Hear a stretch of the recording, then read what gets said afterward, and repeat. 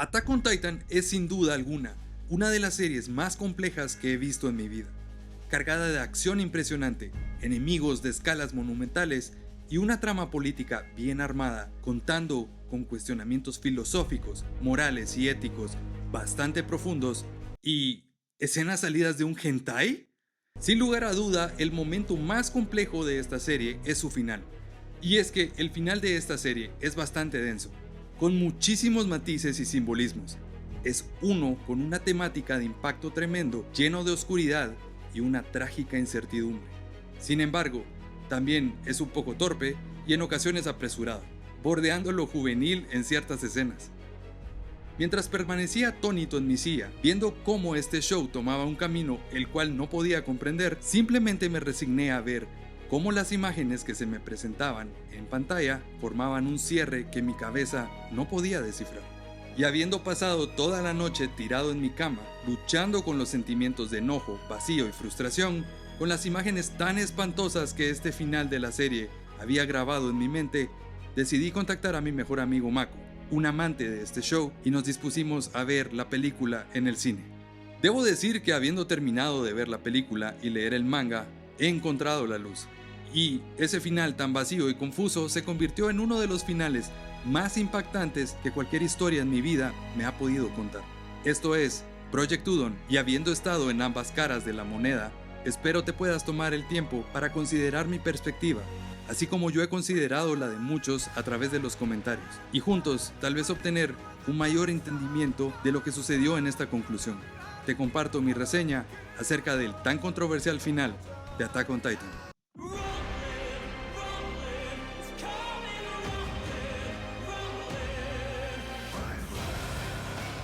Nunca antes me había propuesto ver Attack on Titan. Probablemente puedo culpar a las circunstancias de mi vida cuando la serie se estrenó. Y es que lo único que no estaba buscando en ese momento era otro shonen para ver. Así que cuando empezamos a reaccionar a la serie aquí en el canal, la única premisa que tenía me la había compartido el editor. El show tiene un final bastante polémico que dividió al fandom. Y sabiendo esto, me adentré a la serie con mucho temor, pero bastantes expectativas. Y a medida que las temporadas iban transcurriendo, pude apreciar la genialidad de Hajime Isayama, contando una historia con personajes tan humanos y arcos tan bien representados que abarcan una longitud de muchísimos episodios para poder verse claramente expuestos, sin dejar un solo nudo sin resolver. Y esto es muy bueno, muy pocas veces tenemos la oportunidad de ver tantos episodios exponer ideas tan complejas en el anime. Y fue bastante refrescante ver que Isayama poco a poco iba brindando los detalles necesarios que terminarían en un desenlace digno de una obra maestra. Es así que cuando la temporada número 4 estaba a punto de finalizar, la emoción dentro de mí y la expectativa del final iba creciendo, porque los últimos 2 episodios de esta temporada fueron realmente increíbles. El penúltimo episodio, llamado Retrospectiva, fue una gran exposición acerca de este nuevo bando formado por nuestros héroes, que contra su voluntad se han visto obligados a colaborar para detener el retumbar. Y las conversaciones y los roces que se dieron para limar las asperezas de todo lo que había ocurrido en esta historia para llegar a este punto me pareció una genialidad. Pero cuando llegó el momento de reaccionar al último episodio de este show, debo decir que arranqué el episodio con bastantes expectativas. La más grande, quizá, era buscar una justificación para todos los actos horrendos que nuestro personaje principal, Eren Jaeger, había cometido. Y en lo más profundo de mí existía un deseo que esta historia pudiera entregar un final como un moño hermoso atado a esta obra, la cual para mí ha sido un regalo. Sin embargo, la realidad no fue así. Y en la segunda parte del episodio final me encontré muy confundido con ciertos diálogos entre Eren y Mikasa, y Eren y Armin, los cuales no tuve la capacidad de comprender, y terminé con una experiencia bastante frustrante, porque mi mayor deseo no se había visto cumplido en la pantalla. Las imágenes tan crudas y los diálogos que para mí parecían no ser suficientes para justificar los horrores que esta serie me había hecho ser testigo, me dejaron un sentimiento de vacío y a la vez un deseo de querer admirar bajo otra perspectiva esta obra. Y es que fue en ese momento donde me di cuenta que era mi culpa como espectador haberle impuesto estas expectativas a esta obra, y me hizo enfrentar una de las verdades más crudas que ninguna historia me ha hecho ver: mi miedo y mi propia cobardía. Y en este momento del video probablemente estarán preguntándose ¿de qué carajos está hablando este tipo? Y es que para mí Attack on Titan ha sido una experiencia bastante diferente.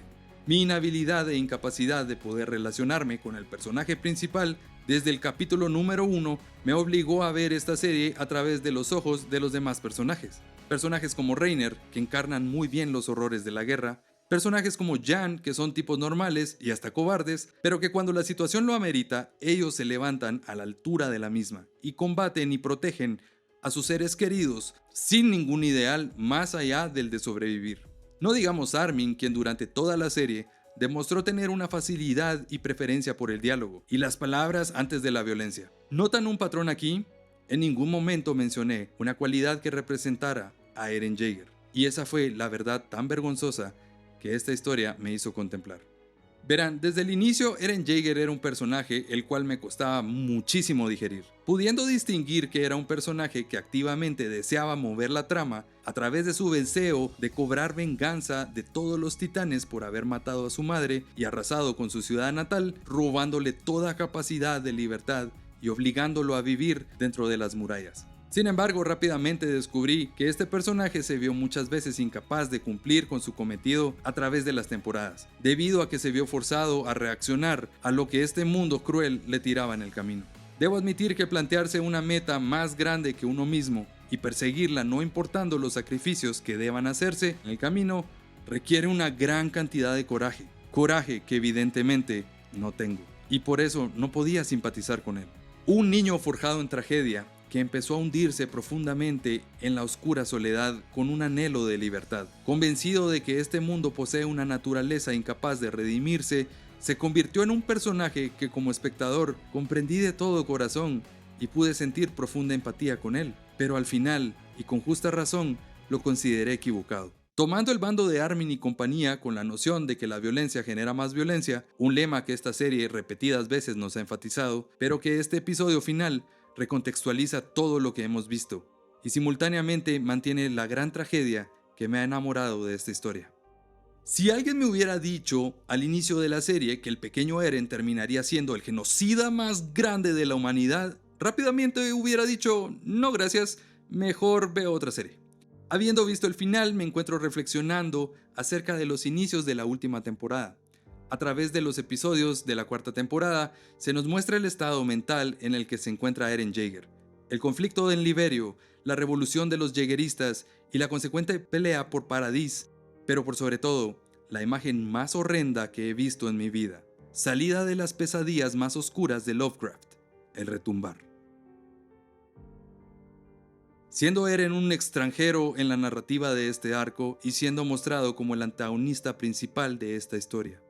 La revelación inicial de la cuarta temporada es de que todas las manifestaciones de violencia en el mundo de Attack on Titan son el resultado que deriva de lo que empezó como la historia de unos niños soldados sometidos al abuso, Reiner y sus amigos, que peleaban contra aquello que entendían en ese momento como malvado. El lavado de cerebro, gracias a la propaganda marleana, los llevó a atacar en nombre de un gobierno tirano al otro lado del mar, en beneficio de una élite extranjera. Es por eso que las represalias tomadas por Eren me parecieron extremadamente desproporcionadas antes del final de la historia, pero no tenía el gran panorama que Eren era capaz de ver. En una corta conversación entre Eren y Armin, esta historia me ha entregado la verdad de la tragedia de Eren Jaeger, una de un peso inconmensurable y que me partió el corazón cuando la volví a ver. Pude comprender que al haber tocado la mano de Historia en la ceremonia final de la temporada número 3, Eren obtuvo una omnisciencia total, el poder de ver todo tal cual es y tal como será. Habiendo ganado el entendimiento del destino del mundo y junto con ello las memorias y emociones de Ymir, así como todos los poderes que eso significaba. Pero todo esto vino con una maldición terrible. Habiendo visto las incontables posibilidades y la inevitabilidad del resultado, habiendo tratado de explorar diferentes caminos, Eren llegó a entender que existía un único camino, el cual debía seguir transitando y debía seguir empujando y marchando hacia él para poder conseguir su meta, la libertad. Como espectador previamente había creído de que todas las acciones injustas de Eren habían sido el resultado de una lógica torcida interna que él había cultivado en este mundo cruel. Pero esta revelación me hizo comprender de que los motivos de Eren Jaeger eran los de un hombre maldito por el conocimiento, forzado a apartarse de todos los que amaba y ponerlos en su contra en búsqueda de su objetivo, la libertad para sus amigos y libertad para su pueblo, pero no libertad para él. A medida que el diálogo entre Eren y Armin se iba desarrollando, la historia nos entrega muchísimas revelaciones impactantes, como por ejemplo la omnisciencia de Eren, el hecho de que él envió al titán de Dinah Fritz a comerse a su madre para salvar a Bertolt, y que en mi casa residiría el resultado final de toda esta historia, sin Eren poder ver la conclusión y el resultado de sus acciones. Y quizás la información más trágica revelada en esta conversación es de que Eren causó la muerte de su propia madre por el bien de este único objetivo. En el capítulo 96 del manga podemos ver cómo el titán de Dinah Fritz se acerca a Bertolt, pero aún así sigue de largo. Más de 40 capítulos después entendemos de que fue Eren quien salvó a Bertolt en esta instancia. Y honestamente es un concepto bastante difícil de comprender para mí. Para serles honesto, siempre le he tenido miedo a estas historias donde se manipula el tiempo porque desgraciadamente muy pocas veces logran tener un desenlace satisfactorio, debido a la naturaleza tan desordenada de cómo se cuenta la historia. Pero trataré de explicar hasta el límite de mis habilidades y entendimiento cómo es que Eren Jaeger comprende el tiempo.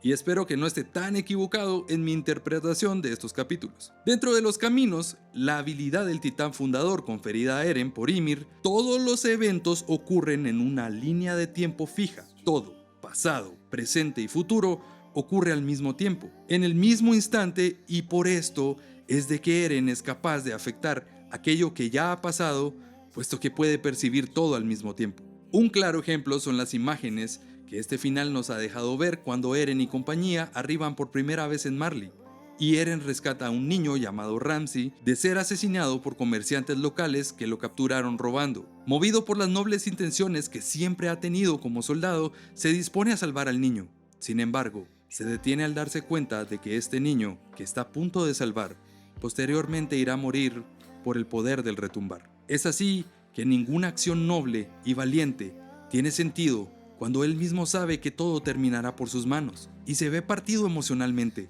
puesto que no puede verse como un héroe, sabiendo que el futuro ya acabó con todo el mundo. La tragedia de esta revelación es de que la madre de Eren tenía que morir de esta manera para servir como motivación principal a Eren, y la muerte de Bertolt, como resultado, debía verse prolongada para que Armin pudiera conseguir el titán que le haría frente en la última pelea. Es así como todas las piezas juegan un papel que llevan al resultado ideal que Eren Jaeger busca y avanza hacia esa meta, un resultado que sería la muerte a manos de las personas que él más ama, completamente solo. Todo lo que Eren podía hacer era asegurarse de que las ruedas del destino siguieran su marcha y que todos los eventos sucedieran de la manera específica requerida para conseguir el resultado de la libertad. En otras palabras, y sin tanta pompa, entiendo de que Eren, en los caminos, ve todo como un gran rompecabezas y solo una secuencia específica y exacta podría mostrarle la imagen que él desea, no importando los sacrificios que debe hacer en el camino. Es así como la conversación con Armin sigue desarrollándose, explicándonos las encrucijadas de su dilema. Asimismo, la conexión de Ymir con el rey Fritz, quien ha sido abusada desde temprana edad y siendo su vida una de maltrato sin fin y explotación, sin haber experimentado nunca la normalidad y el amor. A pesar de todos los actos horrendos y espeluznantes cometidos por el rey en su contra, su amor por el rey Fritz nunca desapareció. Su devoción, aunque gastada por el tiempo, nunca se quebró, y se vio atrapada a servirle a la persona que abusó de ella, manteniendo y prolongando la maldición de los titanes sobre su pueblo, Eldia. Lo que significaba que para que este trágico ciclo de violencia, abuso y tortura llegara a su fin y las cadenas del destino se rompieran, Eren debía continuar en este único camino que llevaría a la salvación de Ymir, y la llave que sellaría su destino es nada más y nada menos que Mikasa.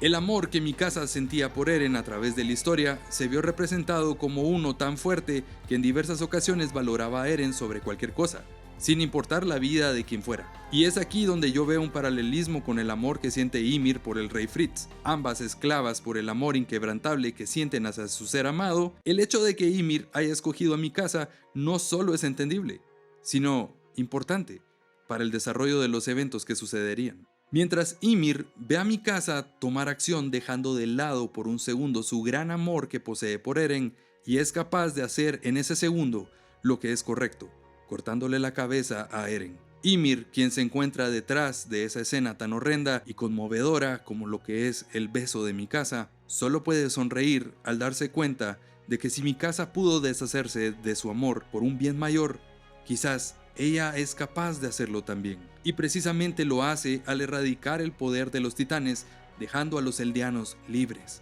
Bajo esta perspectiva puedo comprender que el final de Attack on Titan es increíblemente poderoso, concluyendo de una manera excepcional y trágica toda su historia. Ahora bien, no está de más decir de que este final personalmente considero que tiene problemas, y quiero ser muy claro en esto. Isayama es un autor que ha demostrado ser increíblemente competente para narrar su historia a través de los 11 años que duró esta serie. De ninguna manera pretendo yo reescribir esta historia. Esto sería una falta de respeto, sin embargo, siendo objetivos, uno es capaz de dibujar ciertas críticas hacia el final. Y creo que es saludable porque muchas personas no están de acuerdo con cómo concluyó esta serie. Desgraciadamente, la claridad narrativa que estos últimos momentos de la serie tiene no es ideal, y es donde el episodio termina viéndose aplastado por sus flaquezas. Y aquí es donde me imagino que, como yo, la primera vez que vi este final, muchas otras personas se sintieron frustradas. A pesar de tener una duración de 1 hora con 24 minutos, en el capítulo final únicamente 17 de esos minutos fueron dedicados al contenido que anteriormente he mencionado, lo cual es sumamente frustrante porque esos minutos sirven como resolución del arco de Eren Jaeger y del gran conflicto que esta serie ha tratado de resolver desde el capítulo número 1. Para tan importantes temas, verse apretados en 17 minutos es increíblemente frustrante, y donde yo creo que reside la falla más grande de este final. Cuando se narran temas complejos, es de suma importancia que los personajes hablen claro y que las visiones sean presentadas de tal manera que cualquier nudo que aún esté sin resolver dentro de la historia pueda desenvolverse naturalmente.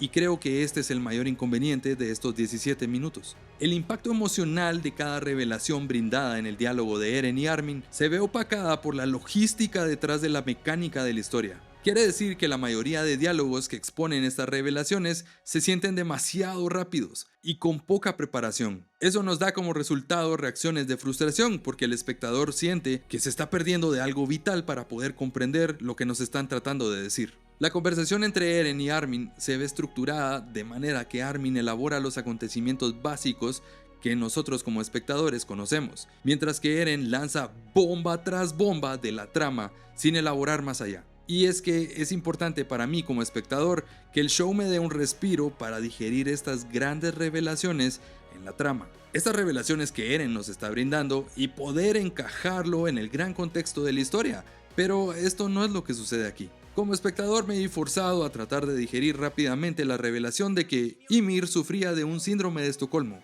de que Mikasa era la llave de toda esta historia, así como de la omnisciencia de Eren y cómo funciona, y todo esto fue un segundo tras otro, sin habilidad de poder digerir todo el contenido que la serie estaba narrando. Todas las grandes emociones que se veían reflejadas en Eren y Armin me parecían absurdas. El momento donde Eren se muestra con total fragilidad y rompe en llanto sobre el tema de Mikasa, con el corazón partido sobre su destino, el cual es que nunca podrá estar con ella. Él anhela con todo su corazón poder perdurar dentro de la memoria de Mikasa, aún después de muerto. La única persona que se ha visto obligada a gritar su nombre 15 veces en este show. Pero sin ningún punto accesible para poder entender a este Eren Jaeger, quien minutos antes había acabado con el 80% de las personas del mundo y estaba a punto de matar a las personas que él más amaba. Esta escena termina siendo, y con mucha vergüenza lo digo, bastante tonta y juvenil, cuando su intención era la de ser trágica. Y aunque debo admitir de que el doblaje no me parece para nada malo, habiendo leído el manga me di cuenta de que posee graves limitaciones. En el capítulo 138 del manga, al final de la conversación de Eren y Armin, este último le agradece a Eren el haberse convertido en un genocida por el bien de todos ellos, y el doblaje omite intencionalmente esta línea. Y seamos sinceros, esta línea suena muy mal. Simplemente no logra entregar las intenciones de gratitud de Armin al haberse dado cuenta de todos los horrendos sacrificios que Eren tuvo que cometer y aguantar en su maldito destino. Es una escena de reconciliación entre dos amigos que se han apartado por el destino y se ven enfrentados el uno al otro. Sin embargo, no logra golpear como debería hacerlo, y no habiendo abarcado ninguno de los dos, los errores cometidos en la exterminación del 80% de la población mundial, se siente vacío, y así como yo, muchas personas se quedaron preguntando, ¿qué carajos acabo de ver? Ahora bien, no voy a sentarme aquí a criticar y decir cómo esta escena debió haberse desarrollado, porque 1. Hajime Isayama es un genio, y número 2, nuevamente repito, sería inmensamente irrespetuoso de mi parte.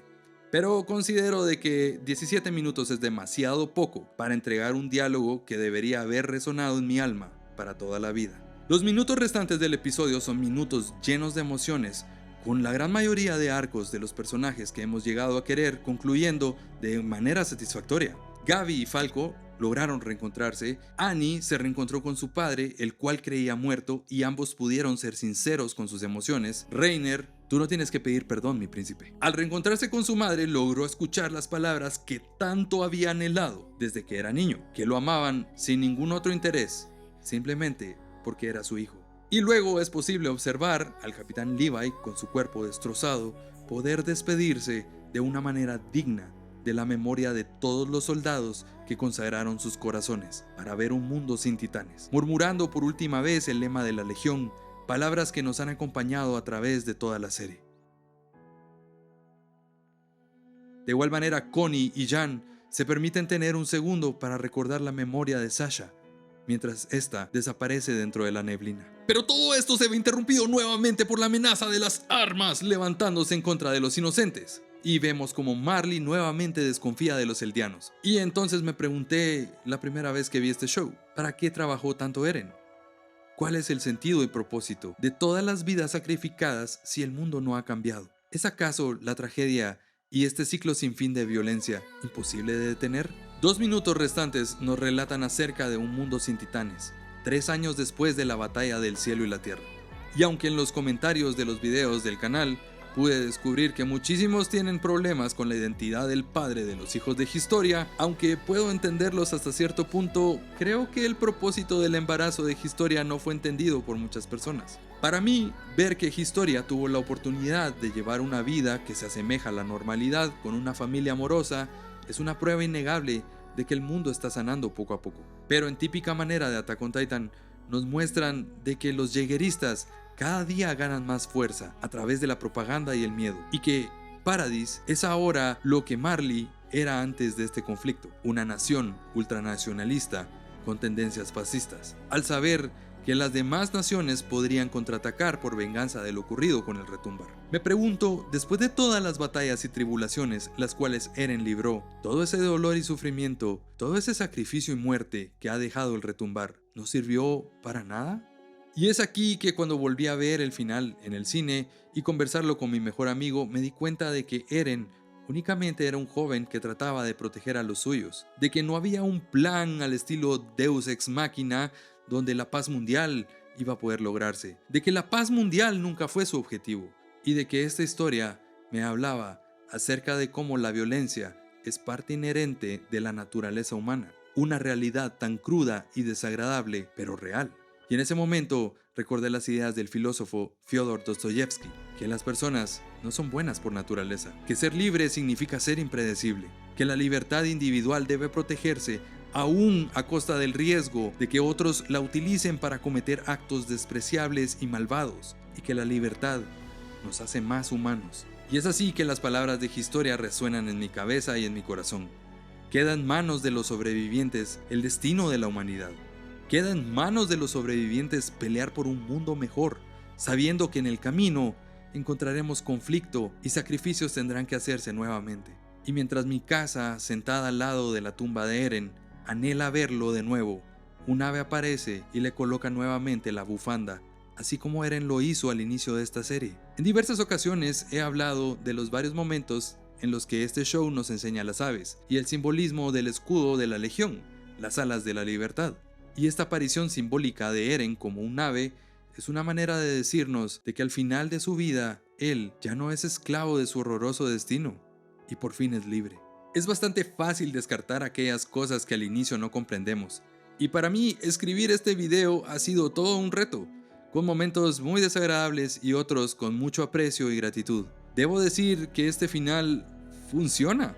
No es una traición a toda la obra del autor. Definitivamente no es un final como el de Game of Thrones. Y, aunque lejos de ser perfecto, es simplemente magnífico.